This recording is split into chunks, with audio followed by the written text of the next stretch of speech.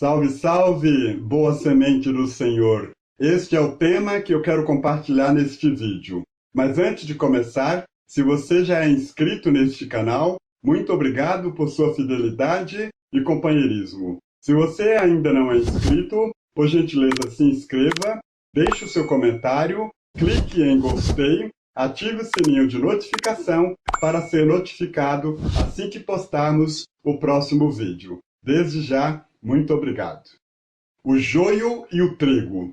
Propôs-lhes outra parábola, dizendo: o reino dos céus é semelhante ao homem que semeia a boa semente no seu campo. Mas dormindo os homens, veio seu inimigo e semeou joio no meio do trigo, e retirou-se. E quando a erva cresceu e frutificou, apareceu também o joio. E os servos do pai de família, indo ter com ele, disseram-lhe: Senhor, não semeaste tu no teu campo boa semente?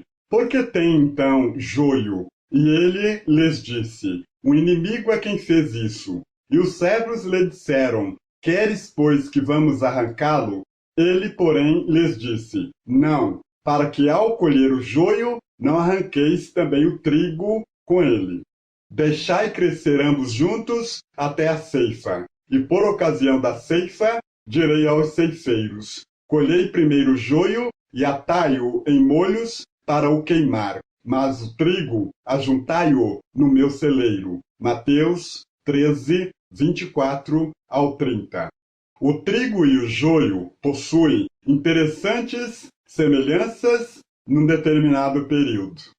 O trigo e o joio são quase indistinguíveis para pessoas leigas, e mesmo profissionais do ramo da agricultura e ciências alimentares também confessam ter as mesmas debilidades para identificar uma da outra à primeira vista. A princípio, ambas possuem a mesma coloração, verde de relva, a haste ou caule fino e oco, as folhas finas, pontiagudas e longas, e até mesmo o cheiro de ambas é característico e intrinsecamente semelhante. Porém, é no momento do amadurecimento e frutificação que ambas passam a assumir formas completamente distintas e fáceis de diferenciar uma da outra. Depois do amadurecimento, o trigo, em primeiro lugar, muda de cor, deixando verde e passando a apresentar um tom amarelado. Em segundo lugar, o trigo cresce apontando para o céu, como se fosse uma bandeira erguida, podendo atingir 1,5 metro de altura. Em terceiro lugar, a raiz do trigo cresce para baixo com pouca profundidade, o que facilita a colheita. Em quarto lugar, as flores não possuem caule nem corola expostas em espinguetas. Em quinto lugar, o trigo explode de dentro para fora em belos cachos de sementes. Em sexto lugar, proporciona uma vista agradável aos olhos. E em sétimo lugar, os campos de trigo são verdadeiros espetáculos visuais. Em oitavo lugar, a semente é macia e farinhenta, ideal para a produção de farinha ou fubá. Em nono lugar, o trigo é uma das maiores fontes de alimentos. E em décimo lugar, sua planta combate a erosão do solo. Depois do amadurecimento, o joio, em primeiro lugar, permanece com a cor verde e com riscas e estrias mais claras. Em segundo lugar, o joio cresce desfigurado e aleatoriamente, perdendo completamente sua forma inicial. Em terceiro lugar, sua raiz se alastra em todas as direções e acaba se embrulhando com raízes alheias, tornando sua colheita muito difícil. Suas flores possuem caule, suas espigas ficam expostas e caem, o joio cria bolotas enrugadas que secam antes do amadurecimento. Nada lindo de se ver, semente dura e seca, imprópria para o consumo, sendo que na sua maioria das vezes, quando ingeridas, podem provocar reações alérgicas e podem até mesmo serem venenosas. Sua planta acaba destruindo as outras devido ao efeito do crescimento desproporcional de suas raízes. Então, tendo despedido a multidão, foi Jesus para casa, e chegaram ao pé dele os seus discípulos, dizendo: Explica-nos a parábola do joio do campo. E ele, respondendo, disse-lhes: O que semeia a boa semente é o Filho do homem. O campo é o mundo, e a boa semente são os filhos do reino, e o joio são os filhos do maligno. O inimigo que o semeou é o diabo, e a ceifa é o fim do mundo, e os ceifeiros são os anjos.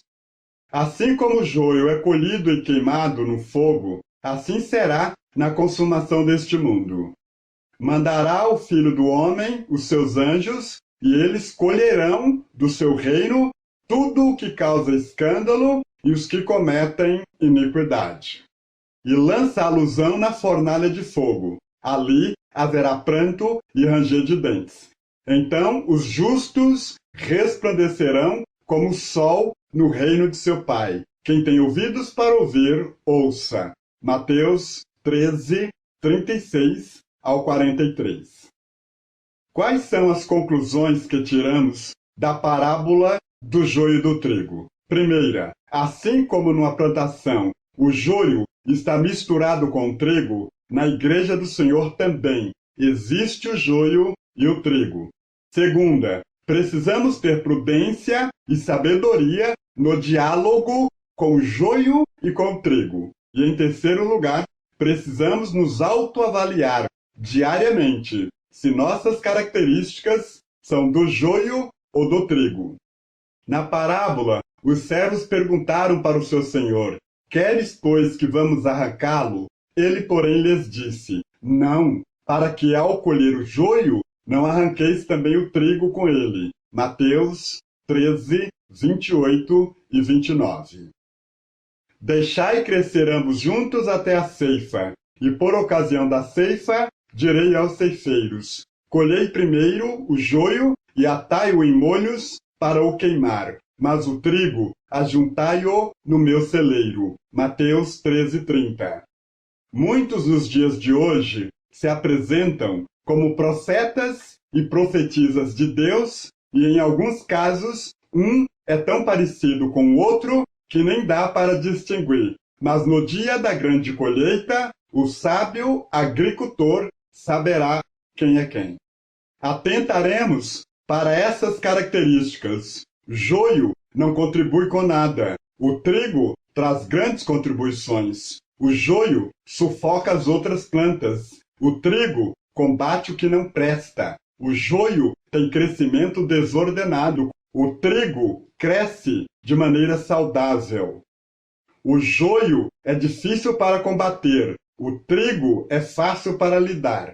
O joio seca antes do amadurecimento. O trigo cresce de dentro para fora. O joio é horrível para contemplar. O trigo é agradável aos olhos. O joio destrói solos e plantas. O trigo possui muitos nutrientes. Atentaremos para essas características para que possamos desenvolver características do trigo que será colhido pelo Senhor no dia da grande colheita. Quanto ao joio, será apenas palha para ser queimada. Estou ficando por aqui. Nos encontraremos no próximo vídeo. Muito obrigado por sua atenção. Um abraço.